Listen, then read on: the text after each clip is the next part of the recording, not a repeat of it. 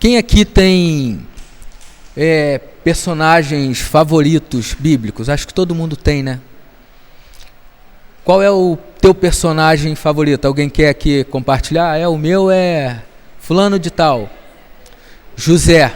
Então nós temos aqui duas irmãs que olham para José e José inspira, José desperta interesse, José é alguém que realmente, José o sonhador, faz a gente sonhar em ser, por exemplo, parecido com José. Alguém mais? Alguém tem outro personagem? Personagens bíblicos. José é aqui da Geise e da Cíntia. Quem? Moisés. Quem mais? Davi. Quem? Estevão. E olha que Estevão tem um relato curto, mas que não deixa de ser importante e impactante, né? Quem mais? Paulo. Paulo é sensacional. João. De certa maneira, todos eles são aquele tipo de figura que você olha e fala, quando eu crescer eu quero ser como eles. Não é? E aí crescer espiritualmente. Eu quero ser como esses homens, porque eles inspiram. Nessa manhã eu quero compartilhar com vocês um texto que se encontra no Antigo Testamento e que fala a respeito de um dos personagens que eu mais admiro, que é Neemias. Vamos ler um texto que se encontra em Neemias, capítulo 4. Neemias, que nós já estudamos aqui, o livro de Neemias. Aliás, foi muito marcante num período que a gente, acho até que foi movido a fazer algumas coisas naquele momento por conta dessa série que a gente fez em Neemias. Eu me lembro que o Miguel uma vez compartilhou comigo, que foi muito legal, e no meio daquela série foi um tempo em que muitos se colocaram à disposição. A gente veio para cá, pintou o templo, fez uma força-tarefa, né? Inspirado nesse homem. E por que eu separei nessa manhã esse texto para a gente ler? Primeiro, porque eu ainda não comecei uma nova série, mas porque Neemias é alguém que inspira confiança. Neemias é um sujeito corajoso. Neemias é alguém que mobiliza, ele não somente se mobiliza, ele mobiliza outras pessoas. Neemias é uma referência porque é o tipo de pessoa que está tudo bem na vida dele. Ele é um sujeito bem sucedido. Ele é alguém que tem a confiança do rei. Mas um dia ele recebe a notícia que o seu povo está enfrentando uma dificuldade. Jerusalém está debaixo dos escombros. Jerusalém está empobrecida. Jerusalém tem os muros no chão. Jerusalém tem os portões no chão, e você sabe que numa cidade como no mundo antigo era Jerusalém, ter as muralhas no chão significava estar indefeso. Ter as muralhas no chão significava vulnerabilidade. Ter as muralhas no chão significava que vergonha, porque alguém veio, derrubou, nos deixou ali desguarnecido, a gente agora está sob o domínio de alguém. E é justamente o que acontece, porque Jerusalém foi invadida, é tomada, pessoas são levadas para outro país, para viver longe da sua pátria. Então Jerusalém está enfrentando uma situação caótica. E Neemias, ele está num outro lugar, servindo a um outro rei, até como consequência disso que aconteceu. Jerusalém foi sitiada, tomada. Então tem muita gente vivendo em Jerusalém, mas vivendo mal. E outros tantos de judeus vivendo espalhados, não necessariamente confortáveis com isso, mas estão vivendo. E um dia chega a notícia aos ouvidos de Neemias. Ele pergunta: como é que está vivendo o povo em Jerusalém? Isso é uma coisa curiosa, que às vezes a gente faz perguntas: e aí, como é que você está? Mas é uma pergunta às vezes descompromissada, meio distante. E às vezes a gente escuta, as coisas não estão boas, e aquilo meio que mexe com a gente. E a gente até no íntimo diz: por que eu fui perguntar isso? Mas Neemias perguntou. E ouviu que a situação era triste, era difícil. E ele está numa situação, podemos dizer, no mínimo confortável. Mas depois que ele ouve que as notícias do seu povo, daquela cidade que representava muito para o seu povo, as notícias não são boas, ele toma uma decisão. Ele consulta a Deus, ele ora a Deus, ele se prepara, ele se coloca diante do Senhor, ele jejua diante do Senhor, para resumir, para saber o que ele deveria fazer, como ele deveria reagir e agir diante daquele desafio. E a resposta que ele recebe é que ele deveria se envolver com tudo aquilo. Então ele vai até o rei, pede uma audiência com o rei. Na verdade, o rei percebe no rosto de Neemias a tristeza dele e pergunta: o que está acontecendo? E ele vai, explana, ele diz: olha, está acontecendo isso. E o meu desejo é esse: eu gostaria de estar com o meu povo e cooperar com o meu povo. Eu gostaria de servir ao meu povo. E o rei autoriza. Se esse é o teu desejo, vai. E ele vai. E a gente, nesse capítulo que a gente vai ler, é um capítulo que ele enfrenta, fala de muita oposição, de dificuldade. O que já vai nos ensinar que nem sempre a maneira pela qual eu e você vamos servir a Deus, a maneira como vamos nos colocar a serviço dos outros, isso significa dizer que nós faremos isso com um mar de rosas. As dificuldades vão existir. As dificuldades e os obstáculos vão existir. E é isso que esse capítulo mostra. Mas nem por isso Neemias deixou de fazer a obra que ele olhou para aquilo e decidiu que esse era o propósito da vida dele. Em 52 dias, um milagre, as muralhas, os muros de Jerusalém, ou o muro de Jerusalém foi reconstruído. Tempo recorde. É um milagre. Tudo funcionou. Todas as iniciativas desse homem que inspira deram certo. E aí é aquela história, às vezes a gente está diante de alguém assim: olha, caramba, eu queria fazer como esse homem. Queria ser como esse homem. E o texto que nós vamos ler, que às vezes a gente quer ser como as pessoas que inspiram, mas não necessariamente a gente quer repetir os passos daqueles que inspiram. Isso é um dilema. Mas com Neemias a gente vai aprender algumas coisas, principalmente que ao fazer a obra de Deus, essa obra não necessariamente é feita com céu de brigadeiro, com o mar calmo, sem ventos, sem obstáculos, sem dificuldades. Então vamos ler o texto? Neemias capítulo 4, versículo 1. Nós vamos ler até o versículo de número 23. Diz assim o texto: Sambalate ficou furioso quando soube que estávamos reconstruindo o muro. Indignou-se e zombou dos judeus. Disse na presença de seus companheiros e dos oficiais dos exércitos, do exército samaritano: o que esse punhado de judeus fracos pensa que está fazendo? Imaginam que serão capazes de construir um muro em um dia só porque ofereceram alguns sacrifícios?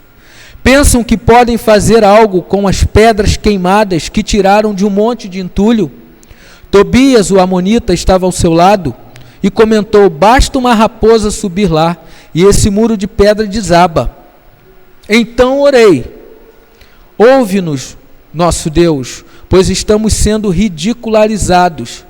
Que essa zombaria caia sobre a cabeça deles, e que eles próprios se tornem prisioneiros numa terra estrangeira. Não ignores sua culpa, não apagues seus pecados, pois provocaram tua ira aqui diante dos construtores. Por fim, o muro foi reconstruído até metade de sua altura, ao redor de toda a cidade, pois o povo trabalhou com entusiasmo. No entanto, quando Sambalate, Tobias e os árabes, os amonitas, os asdotitas souberam que a obra avançava, que as brechas do muro de Jerusalém estavam sendo fechadas, encheram-se de ira, planejaram vir, lutar contra Jerusalém e causar confusão em nosso meio. Mas nós oramos a nosso Deus, e colocamos guardas na cidade de dia e de noite para nos proteger. Então o povo de Judá começou a se queixar: os trabalhadores estão cansados e ainda há muito entulho para remover. Não seremos capazes de construir o muro sozinhos. Enquanto isso, nossos inimigos diziam: antes que eles se deem conta do que está acontecendo, cairemos sobre eles e os mataremos, acabando com seu trabalho. Os judeus que moravam perto dos inimigos nos disseram diversas vezes: eles virão de todas as direções e nos atacarão. Por isso, coloquei guardas armados atrás das partes mais baixas do muro e nos lugares mais expostos. Dividi-os por famílias para que montassem guarda armados com espadas e lanças e arcos. Examinei a situação, reuni os nobres, os oficiais e o restante do povo e lhe disse: não tenham medo do inimigo. Lembrem-se, frisa isso aí, marca isso na sua Bíblia. Não tenham medo do inimigo, lembrem-se do Senhor, que é grande e temível, e lutem por seus irmãos, seus filhos, suas filhas, suas esposas e seus lares. Quando nossos inimigos descobriram que sabíamos de seus planos e que Deus os havia frustrado, todos nós voltamos ao trabalho no muro. Dali em diante, porém, apenas metade de meus homens trabalhava, pois a outra metade ficava de guarda com lanças, escudos, arcos e couraças. Os líderes ficavam na retaguarda de todo o povo de Judá, que construiu o muro. Os trabalhadores prosseguiram com a obra, com uma das mãos levavam as cargas, enquanto com a outra seguravam uma arma. Todos os construtores tinham uma espada presa à cintura. O tocador de trombeta ficava comigo para dar o sinal de alerta. Então expliquei aos nobres, aos oficiais e o restante do povo: a obra é extensa e estamos muito separados uns dos outros ao longo do muro. Quando ouvirem a trombeta, corram para onde ela soar. Nosso Deus lutará por nós. Trabalhávamos o dia inteiro, do nascer ao pôr do sol, e metade dos homens estava sempre de guarda. Nessa ocasião, eu disse aos que moravam fora dos muros que passassem a noite em Jerusalém. Assim eles e seus servos poderiam ajudar na guarda à noite e trabalhar durante o dia. Nenhum de nós, nem eu, nem meus parentes, nem meus servos, nem os guardas que estavam comigo, trocava de roupa. Carregávamos sempre nossas armas até quando íamos beber água. Ufa! É um texto que fala de uma dificuldade enorme, porque é um texto sem romancismo, porque para muita gente servir a Deus é como se fosse um conto de fadas, é como tudo fosse permanecer sempre no mesmo lugar, como se a vida fosse linear, as coisas nunca mudam, as coisas sempre permanecem como estão, e o texto está dizendo que não. Pessoas que se colocam à disposição para servir a Deus, para servir aos outros, que colocam suas vidas nas mãos de Deus para serem úteis, não necessariamente elas vão encontrar boa vida, no sentido daquilo que muitas vezes é provado: sirva a Deus e nada acontece com você. Faça algo para Deus e tudo vai bem. Isso não é verdade. E quem assim acredita, nos momentos de dificuldade, ela não está, o seu caráter, a sua força, ela não é testada, a sua fé não é testada. E aí quando o inimigo, muito bem disposto, cheio de metodologias, entusiasmo, cheio de desejo no coração de parar aquilo que o povo de Deus está fazendo, chega, muitas vezes consegue, porque as pessoas acreditam numa realidade que nunca vai, na verdade, se tornar realidade. É um conto de fadas. Servir a Deus não é ou não será nunca uma questão de bem-estar. Não se serve a Deus, a gente não participa da obra de Deus quando as coisas estão bem, quando tudo vai bem. O desafio de Neemias era justamente esse. Ele estava bem, ele estava seguro, ele estava confortável, ele estava numa posição que literalmente poderíamos chamar de zona de conforto. Estou tão bem aqui, para que eu vou me meter com aquilo? Estou bem nesse lugar, tenho a confiança do rei, sou benquisto, sou uma pessoa que serve na corte, então para que eu vou me meter com isso? Então Neemias é o tipo de pessoa que é uma figura que ilustra tudo aquilo que contraria muitas vezes o que tem sido pregado em nossos dias. Porque só se sabe falar de Deus, cantar para Deus, glorificar a Deus quando as coisas estão numa situação confortável. Neemias é o contrário. Ele ama Deus, ele sabe, apesar de estar numa pátria diferente, quem é o seu Deus. Apesar de ser uma bandeira diferente, ele sabe a quem pertence. E ele diz, é por causa disso que eu vou voltar a Jerusalém, já que tive autorização, e vou me envolver com o meu povo, com a obra de Deus, e vou de alguma forma buscar ser útil àquelas pessoas e ao próprio Deus. Então nesse texto, a gente vai ver como que Neemias prevalece diante dos inimigos. Por que Neemias foi capaz de, apesar de toda dificuldade, de todo o embaraço, de todos os obstáculos, permanecer de pé diante dos inimigos? Primeiro porque ele identificou de que maneira os inimigos trabalhavam.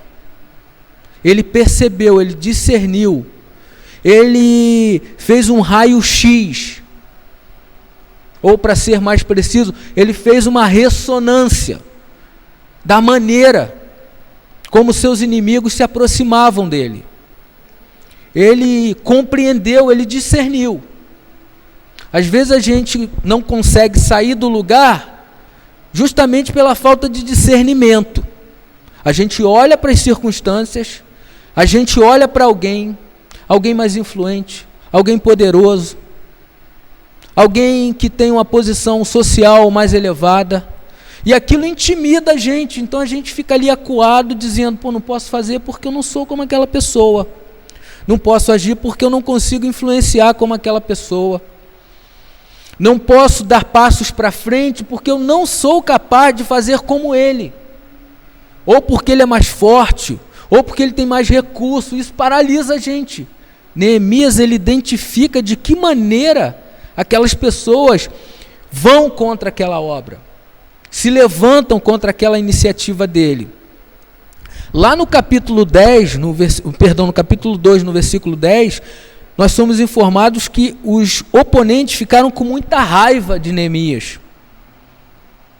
E aí, sentiram raiva porque estavam ali, Jerusalém para eles era muito boa da maneira como estava. Eles tinham influência, eram poderosos, então ter o povo oprimido debaixo do governo deles era mais fácil de controlar. Então eles ficam furiosos com alguém que acaba se importando com aquela gente. Então Neemias identifica isso, eles ficam furiosos com o povo, eles ridicularizam o povo, isso aí a gente lê aqui nos versículos iniciais. Sambalate ficou furioso, quando descobriu que estávamos reconstruindo o muro, indignou-se, zombou dos judeus, ridicularizaram o povo. Eles fizeram pouco caso daquelas pessoas, eles escarneceram daquelas pessoas, eles se juntaram, uniram forças. Samaritanos, eles se juntam com outras pessoas influentes para parar aquela obra, eles geram confusão, eles ficam sussurrando, isso não vai dar certo, eles tentam desanimar o povo, eles tentam desanimar o povo.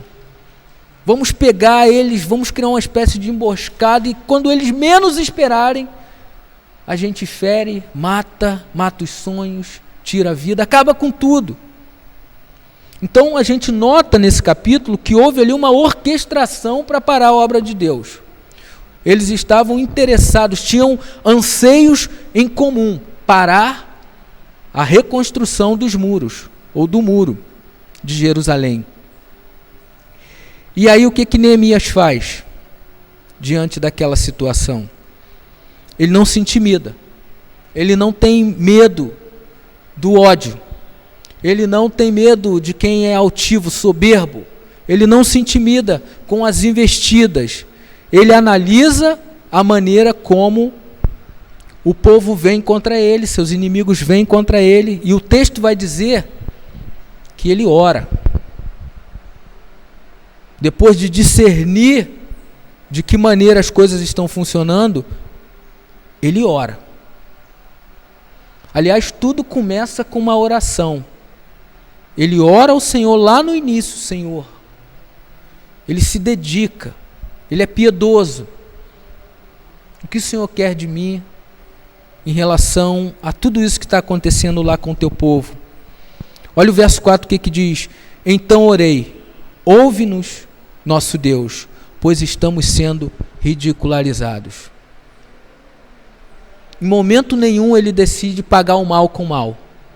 Muito embora eles estivessem, como diz o texto, com material de construção na mão, espada na outra, era assim que funcionava no mundo antigo, era a maneira que existia para se defender, mas ele sabe que no fundo, existe alguém maior do que a sua espada. Existe uma força maior do que a espada que ele carregava na cintura. Existe alguém que poderia garantir aquele punhado de pessoas, a segurança deles. Era Deus. E como é que ele faz isso? Como é que ele descobre isso? Ele se coloca diante de Deus. Eu orei ao Senhor. Eu pedi ao Senhor. Ouve-nos, Senhor. Estamos sendo ridicularizados. Tem gente soberba se levantando contra a gente. Tem gente tentando nos intimidar. Eu já percebi qual é a jogada deles, qual é a estratégia deles. Eu já sei qual é o caminho, a metodologia, a forma como eles querem agir. Eu já sei de tudo isso, Senhor. Mas ele não diz, eu já sei de tudo isso e vou agir por conta própria. Ele não diz, eu já sei de tudo isso e vou garantir a segurança dessa gente. Porque ele não pode dar conta da sua própria vida. O que ele faz é orar ao Senhor, dizendo, Senhor, o Senhor está vendo. Eu estou percebendo, se eu estou percebendo, muito mais o Senhor. Se eu consigo discernir, muito mais o Senhor é capaz de fazer. Então, Senhor, eles estão zombando da gente, eles estão ridicularizando a gente, então eu te peço, Senhor. Não é uma oração por vingança, é, Senhor, faz justiça. Então, primeiro ele identifica de que maneira ou quais são as armas que seus oponentes apresentam. Como é que eles desejam minar as forças de Neemias e do povo? É colocando eles para baixo.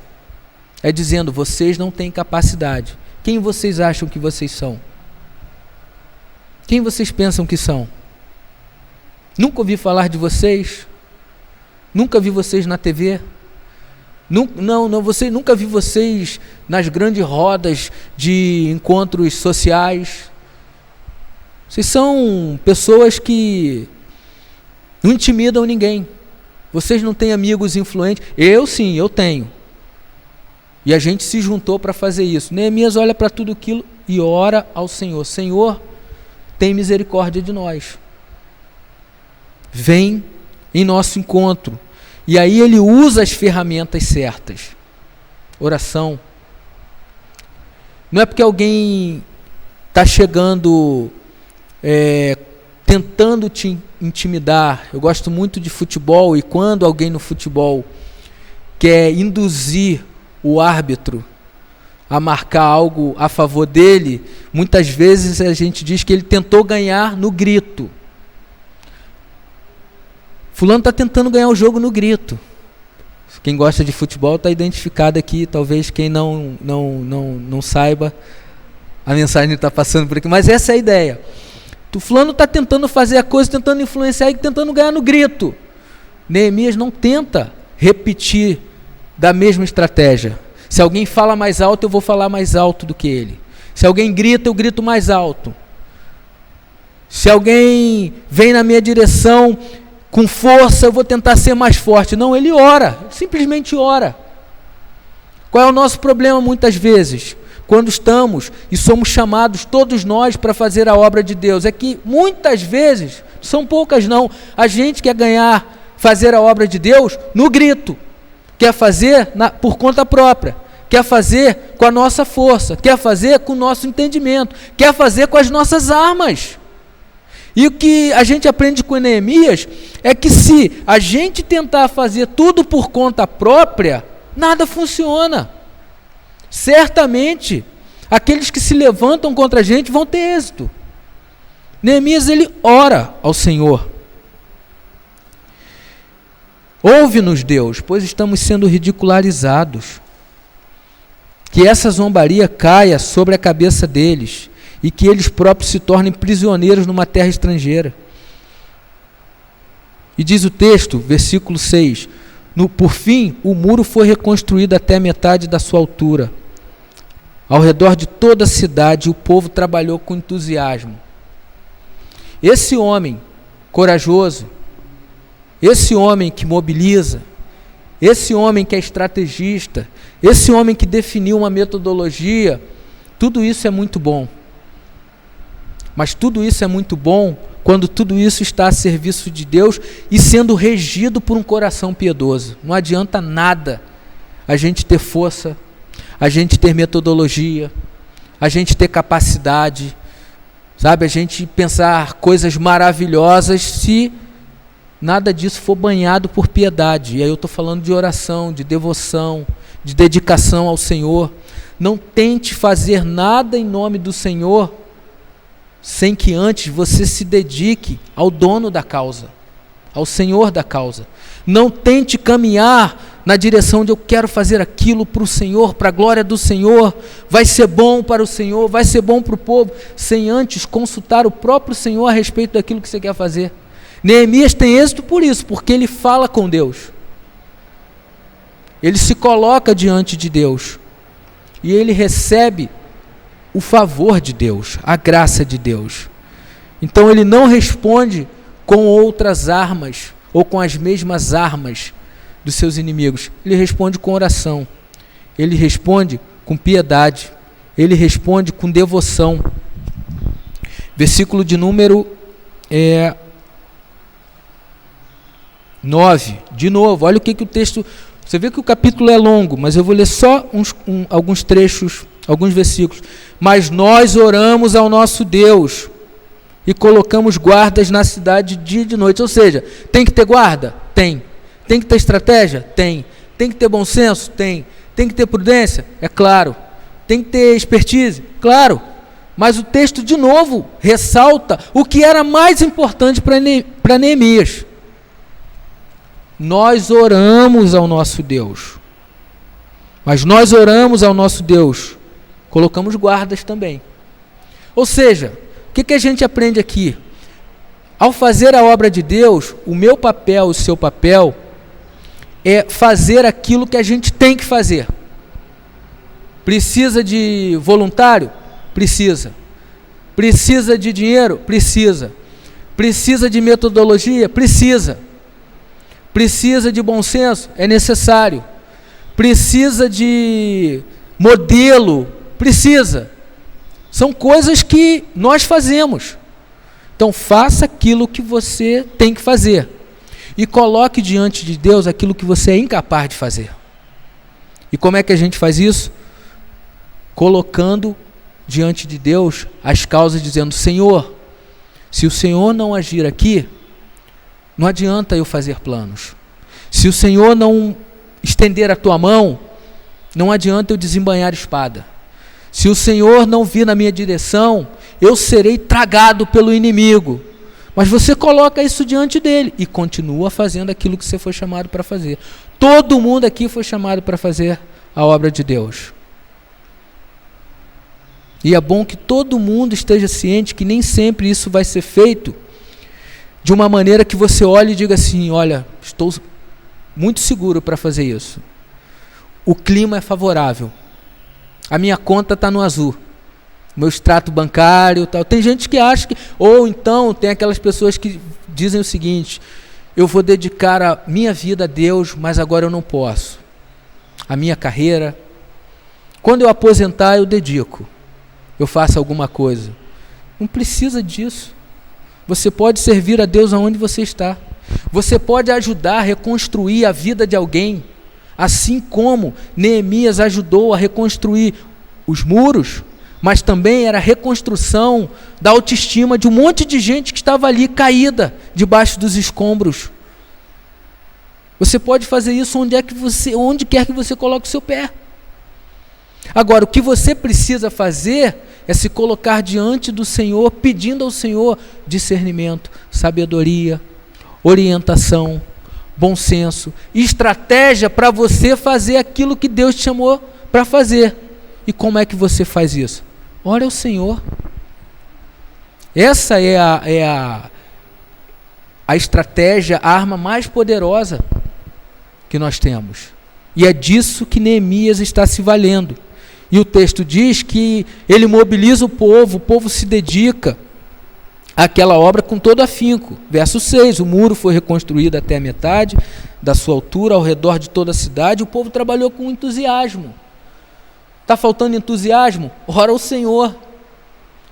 Está faltando desejo de fazer? Não espere o desejo surgir. Neemias tem o desejo como fruto da sua devoção, da sua oração. Senhor, o que eu devo fazer?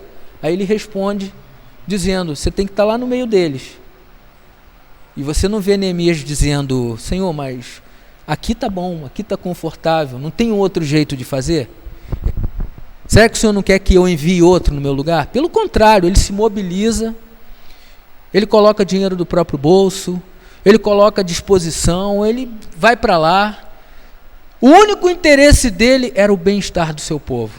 Era que aquela obra a qual ele queria se dedicar terminasse e terminasse bem. Ele encoraja, ele repreende, ele faz tudo. Ele mobiliza, ele se coloca como modelo. Às vezes a gente quer que as pessoas façam determinadas coisas, mas quando elas olham para a nossa vida, elas não encontram na nossa vida aquilo que a gente quer que ela aquilo que a gente está desejando que ela faça. Ninguém ao redor de Neemias podia dizer: olha, ele é preguiçoso. Ah, ele é um descansado. Não, ele não é modelo para isso, pelo contrário.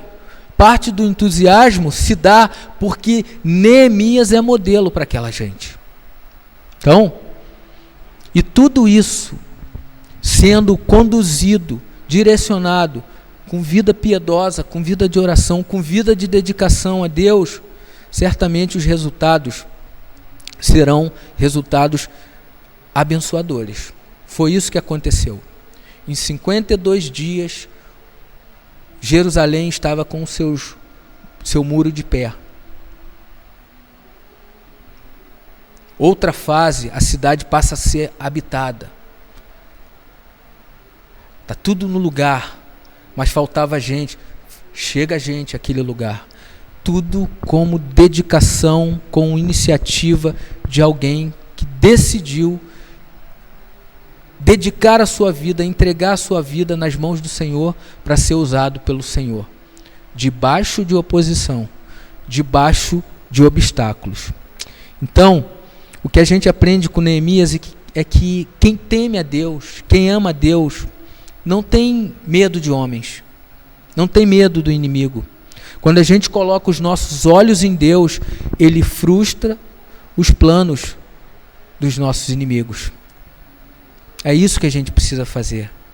Então, com essa verdade em mente, e olhando para aquilo que a gente acabou de ler, nós não devemos subestimar o inimigo.